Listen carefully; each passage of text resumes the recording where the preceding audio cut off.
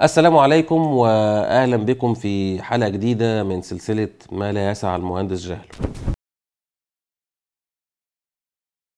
النهارده انا بتكلم معاكم في انواع الاجهادات او انواع الاسترس. في حلقه من الحلقات اللي فاتت احنا اتكلمنا عن الاجهاد والانفعال، وقلت لكم ساعتها ان الاجهاد لازم يكون ليه سبب، يعني لازم عشان نقول ان ده ستريسد، او حتى انا في حياتي لما اقول انا مجهد لازم يكون في سبب. في الهندسه الاجهاد بيجي من الفورس او المومنت، يا اما قوه يا اما من عزم. لو جه من فورس ممكن يكون نوع الاسترس ده احنا بنسميه نورمال ستريس. لو كان في تنشن، يعني حاجه بتتشد زي القلم ده كده، لما اشده فانا بقول ده اندر تنشن او اندر تنشن نورمال ستريس. لو اتضغط يبقى اندر كومبريشن نورمال ستريس. دي كده اللي سبب هذا الاجهاد في هذه الحاله هي فورس، ونوع الاسترس هنا هو نورمال ستريس.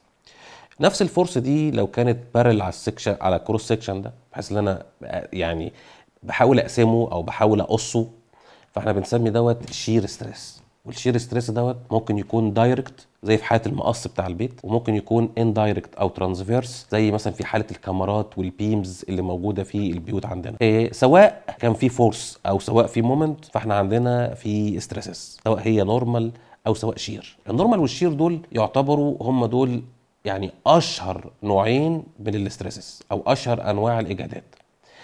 الاجهاد ممكن يجي برضو عن طريق عزم، والعزم دوت ممكن يكون تورشن، زي ما انا امسك كده القلم واحاول الويه، فاحنا بنسميه لي. وفي هذه الحاله بيتكون حاجه اسمها تورشنال شير ستريس. او لو انا عاوز اعمل له بيندنج، يعني اتنيه، فبنسميه بيندنج نورمال ستريس. البيندنج نورمال ستريس والتورشنال شير ستريس برضو هتلاقي ده نورمال ستريس وشير ستريس، والاثنين بيجوا عن طريق مومنت او بيجوا عن طريق تورك. وهو المومنت هو التورك يعني فعليا، لان ده عزم وده عزم، واحد فيهم عزم الثاني وواحد فيهم عزم اللي.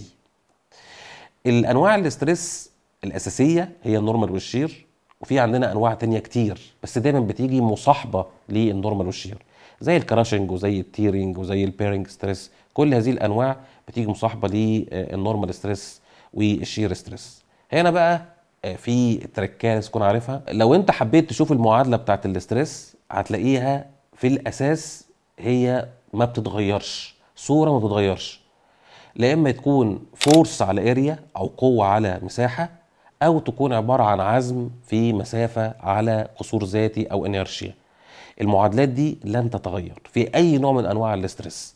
شوف اي معادله للاسترس هتلاقيها بهذه الصوره، لا اما فورس على اريا، لا اما عباره عن عزم في ديستانس او عزم في مسافه على انيرشيا. بغض النظر المعادله كده او المعادله كده، هيطلع الاسترس في الاخر باسكال، او هيطلع بالميجا باسكال او بالبي اس اي باوند سكوير انش، او وات ايفر على اليونتس، سواء انت بتستخدم مترك يونتس او بتستخدم بريتش جرافيتيشنال، يعني سواء بريطاني او سواء فرنسي، هتلاقي نفس اليونتس هيها او نفس المعادلات هيها لن تتغير. لو استفدت معلومه جديده في الحلقه دي وعرفت ايه انواع الاسترس، اعمل لنا لايك واعمل لنا شير، ولو انت عندك سؤال اكتبه في الكومنتس، ولو عندك فكره حلقه جديده حطها لنا في الكومنتس وهنحاول نخليها في الحلقات الجايه. شكرا ليكم واشوفكم في حلقه ثانيه.